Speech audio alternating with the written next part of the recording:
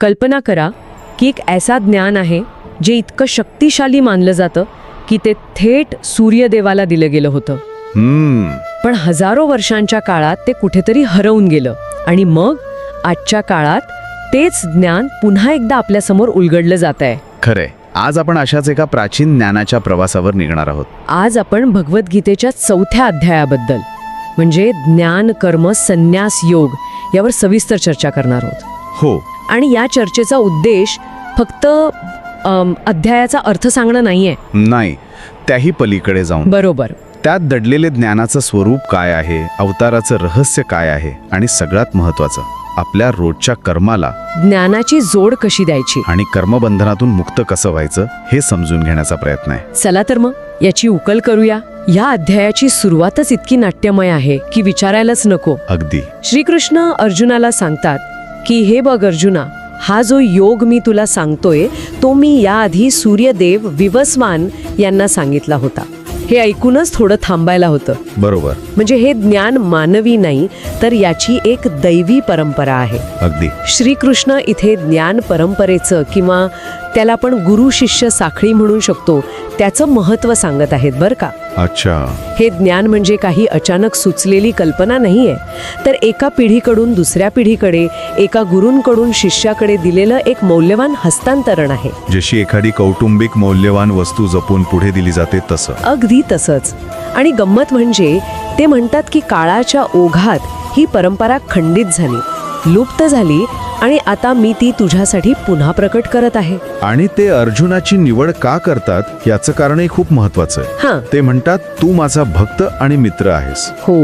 म्हणजे ज्ञान मिळवण्यासाठी केवळ बुद्धी पुरेशी नाही तर श्रद्धा आणि एक विश्वासाचं नातंही लागतं. म्हणजे काळाच्या मर्यादेत विचार करणारा माणसाचा प्रामाणिक गोंधळ आहे. अगदी. मला वाटतं हा गीतेतील सर्वात जास्त रिलेटेबल क्षणांपैकी एक आहे. आणि यावर श्रीकृष्णाचं जे उत्तर आहे हां. तेच त्यांच्या दैवी स्वरूपाचं रहस्य उलगडतं. हां. ते अर्जुनाला समजावून सांगतात की तुझे आणि माझे अनेक जन्म होऊन गेले आहेत. तुला ते आठवत नाहीत, मला ते सगळे आठवतात. अच्छा. आणि मग ते म्हणतात मी अजन्म आणि अविनाशी आहे, तरीही मी माझ्या योग मायेच्या शक्तीने या जगात प्रकट होतो. हा, योगमाया शब्द थोडासा गूढ वाटतो. याचा नेमका अर्थ काय? ही काय जादू टोण्याची शक्ती आहे का? नाही, अजिबात नाही. योगमाया म्हणजे काही जादूटोणा नाहीये.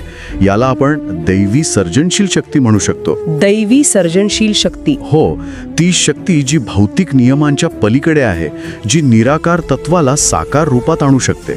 हे विज्ञानाच्या ज्ञात नियमांच्या पलीकडचं आहे. म्हणूनच अर्जुनाचा गोंधळ उडणं स्वाभाविक होतं. सोप्या भाषेत सांगायचं तर ही भगवंताची ती शक्ती आहे ज्यामुळे ते जन्म मृत्यूच्या चक्रात न अडकता ही जगात अवतार घेऊ शकतात. आणि ते अवतार का घेतात याचं कारण तर प्रसिद्धच आहे. यदा यदा ही धर्मस्य. बरोबर. जेव्हा जेव्हा धर्माची हानी होते, अधर्म वाढतो, तेव्हा सज्जनांचं रक्षण करण्यासाठी आणि दुष्टांचा नाश करण्यासाठी मी अवतार घेतो. पण मला इथे एक प्रश्न पडतो. जर देव स्वतः येऊन सगळं ठीक करणार असेल तर मग माणसाने प्रयत्न करण्याची काय गरज आहे? चांगला मुद्दा आहे. या विचारातून एक प्रकारची निष्क्रियता येऊ शकते की नाही? खूप चांगला मुद्दा आहे. पण श्रीकृष्ण असं म्हणत नाहीत की तुम्ही काहीच करू नका, मी सगळं बघतो. उलट ते अर्जुनाला युद्धासाठी तयार करत आहेत. बरोबर.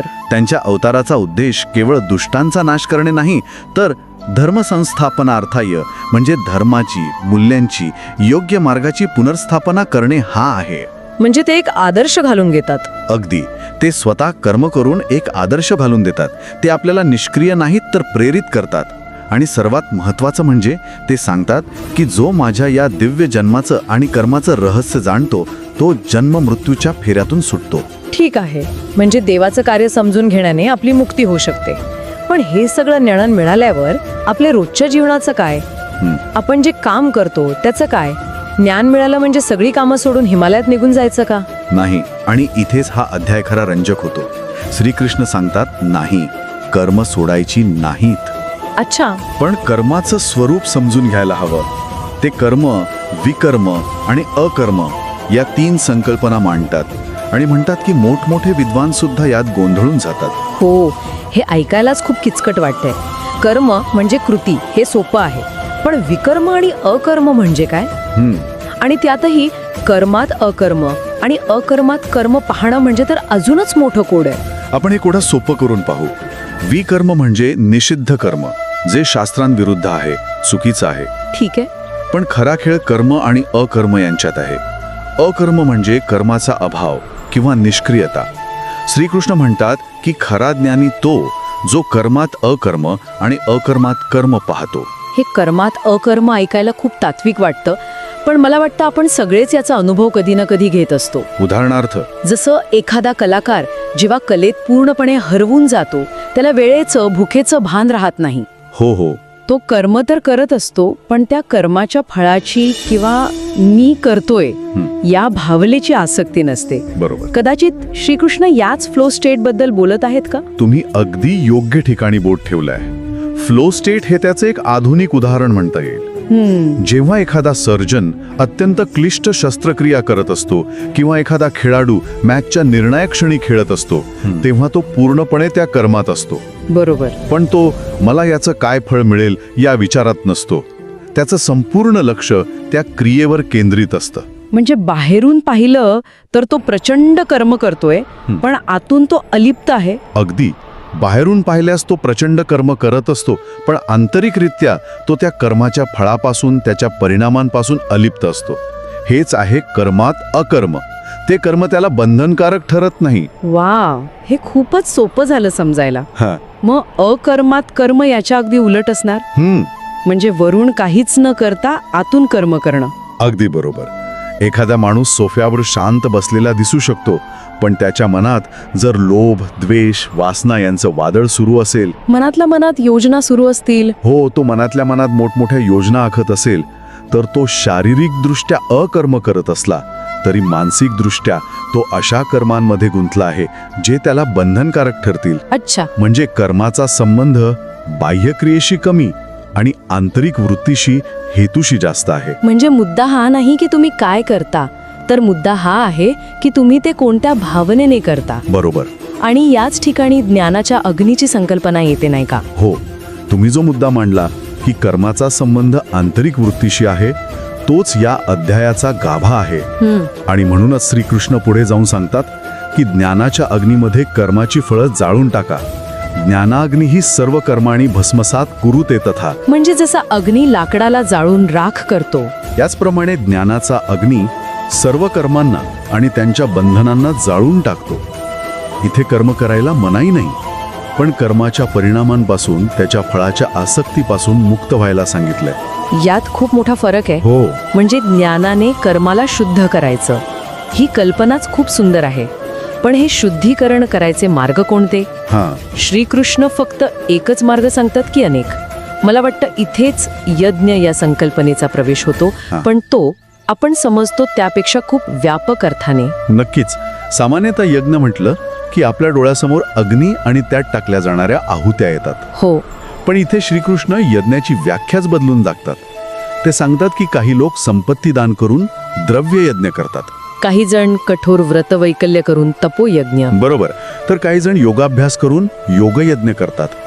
काही जण आपल्या इंद्रियांवर नियंत्रण मिळवतात, तोही एक यज्ञच आहे. म्हणजे प्रत्येक समर्पित वृत्तीने केलेलं कर्म हे एक यज्ञच आहे. मग ते पैसे दान करणं असो किंवा स्वतःच्या रागावर नियंत्रण मिळवणं असो. अगदी. पण मग यात श्रेष्ठ काय? एक मिनिट, जर ज्ञानयज्ञ श्रेष्ठ आहे असं म्हटलं असेल, तर मग इतर यज्ञांचं म्हणजे दानधर्माचं किंवा तपश्चर्येचं महत्त्व कमी होतं का? असं नाही का वाटणार की कोणी श्रीमंत व्यक्ती सहज दान करू शकते, पण ज्ञानाचा मार्ग तर खूप कठीण आहे? यात एक प्रकारची विषमता नाही का? खूप महत्वाचा आणि व्यावहारिक प्रश्न आहे. श्रीकृष्ण म्हणतात की सर्वम कर्मखिलम पार्थ ज्ञाने परिसमाप्यते. म्हणजे सर्व कर्मांची अंतिम पूर्तता ही ज्ञानामध्येच होते. बरोबर. आणि म्हणूनच ज्ञान यज्ञ श्रेष्ठ आहे. पण याचा अर्थ इतर यज्ञ निरुपयोगी आहेत असा होत नाही. अच्छा. उलट द्रव्ययज्ञ म्हणजे दान किंवा तपोयज्ञ म्हणजे शिस्त यांसारखी कर्म आपलं मन आणि चित्त शुद्ध करतात. ती आपल्याला ज्ञान ग्रहण करण्यासाठी पात्र बनवतात. म्हणजे तयारी करून घेतात. हो. जसं चांगल्या पिकासाठी आधी जमीन नांगरावी लागते, तशीच ही कर्मे ज्ञानासाठी आपलं मन तयार करतात. त्यामुळे ते एकमेकांना पूरक आहेत, विरोधी नाहीत. अच्छा, म्हणजे हे वेगवेगळ्या पायऱ्यांसारखं आहे. शारीरिक आणि भौतिक कर्मातून मनाची शुद्धी होते आणि मग ते मन श्रेष्ठ ज्ञान ग्रहण करण्यास सक्षम होतं. अगदी. हे पटण्यासारखं आहे. मग हे सर्वश्रेष्ठ ज्ञान मिळवायचं कसं? यासाठी काही मार्गदर्शक तत्व सांगितली आहेत का? हो, सांगितली आहेत आणि ती आजच्या काळातही तितकीच लागू पडतात. श्रीकृष्ण म्हणतात की हे ज्ञान मिळवण्यासाठी एका तत्वज्ञानी आत्मज्ञानी गुरुजवळ जायला हवं. पण कसं जायचं हे जास्त महत्वाचं आहे. ते कसं? ते 3 गोष्टी सांगतात. प्रणिपातेन म्हणजे विनम्रतेने शरण जाऊन, परिप्रश्नेन म्हणजे मनापासून प्रश्न विचारून, आणि सेवया म्हणजे सेवाभावाने. हे खूप इंटरेस्टिंग आहे. म्हणजे फक्त फी भरून कुठल्या तरी कोर्सला ऍडमिशन घेण्यासारखं हे नाहीये. नाही. इथे शिष्याच्या वृत्तीवर जास्त भर आहे. पण मला सांगा, आजच्या गुगल आणि AI च्या जगात गुरु ही संकल्पना थोडी जुनी नाही का वाटत? बरोबर आहे. आपल्याला हवी ती माहिती तर एका क्लिकवर उपलब्ध आहे. माहिती आहे, हा प्रश्न खूप स्वाभाविक आहे. पण मला वाटतं श्रीकृष्ण इथे इन्फॉर्मेशन प्रोव्हायडर बद्दल बोलत नाहीयेत. ते गाईड बद्दल बोलत आहेत. हो, ते अशा व्यक्तीबद्दल बोलत आहेत जो तुम्हाला फक्त काय हे नाही तर कसे जगावे हे दाखवतो, जो तुमच्या विचारांना योग्य दिशा देतो. सर्च इंजिन तुम्हाला डेटा देईल, पण गुरु तुम्हाला दृष्टी देतो. माहिती आणि ज्ञानात जो फरक आहे तोच फरक गुगल आणि गुरुमध्ये आहे. खरंय. ज्ञान हे अनुभवातून येतं, ते केवळ डेटा ट्रान्सफरने मिळत नाही. म्हणूनच ती विनम्रता, ते प्रश्न आणि ती सेवा महत्वाची आहे. म्हणजे गुरु आपल्याला फक्त माहिती देत नाही, तर आपल्यातील अज्ञानाचा अंधार दूर करून विचार करण्याची एक नवी पद्धत शिकवतो. अगदी. न ही ज्ञानेन सदृशम पवित्रमिह विद्यते.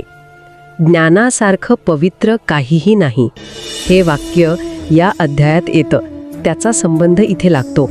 अगदी बरोबर. तेच ज्ञान सर्व संशयांना नष्ट करतं आणि व्यक्तीला कर्मात असूनही कर्मबंधनांपासून मुक्त ठेवतं. तर आजच्या या चर्चेतून आपण पाहिलं की भगवद्गीतेचा 4था अध्याय हा केवळ एक तात्विक विवेचन नाही. तो आपल्याला ज्ञानाच्या प्राचीन परंपरेपासून सुरू करून भगवंताच्या अवतारामागील उद्देश समजावतो. आणि सर्वात महत्त्वाचं म्हणजे तो आपल्याला कर्माकडे पाहण्याची एक नवीन दृष्टी देतो. हो. जिथे ज्ञानाच्या अग्नीने कर्म बंधनकारक राहत नाही. आणि या सगळ्याचा सारांश एका वाक्यात सांगायचा तर तो असा की पारमार्थिक ज्ञान हेच अंतिम शुद्ध करणारं आणि मुक्त करणारं तत्व आहे. जेव्हा हे ज्ञान निस्वार्थ कर्माशी जोडले जाते तेव्हा जगात राहूनही, आपली सगळी कर्तव्य पार पाडूनही खरा संन्यास साधता येतो. कर्म सोडायचं नाही, तर त्याला ज्ञानाने रूपांतरित करायचंय. अगदी. संन्यास म्हणजे कर्माचा त्याग नव्हे, तर कर्माच्या फळाचा आणि आसक्तीचा त्याग. हेच या अध्यायाचा सार आहे. अप्रतिम. ही चर्चा संपवताना श्रोत्यांसाठी एक विचार सोडून जायला हवा. नक्कीच. ही चर्चा संपवताना एक विचार मनात येतो. या अध्यायानुसार ज्ञान हेच अंतिम शुद्ध करणारे तत्व आहे. तर मग आजच्या माहितीच्या आणि डेटाच्या महापुरात जिथे प्रत्येक मत एका फॅक्टसारखं मांडलं जातं, तिथे आपण खऱ्या ज्ञानाला केवळ माहितीच्या गोंधळापासून वेगळे कसे ओळखायचे? अच्छा. आपल्या प्रत्येकाकडे यासाठी काय निकष आहे यावर विचार करायला हरकत नाही.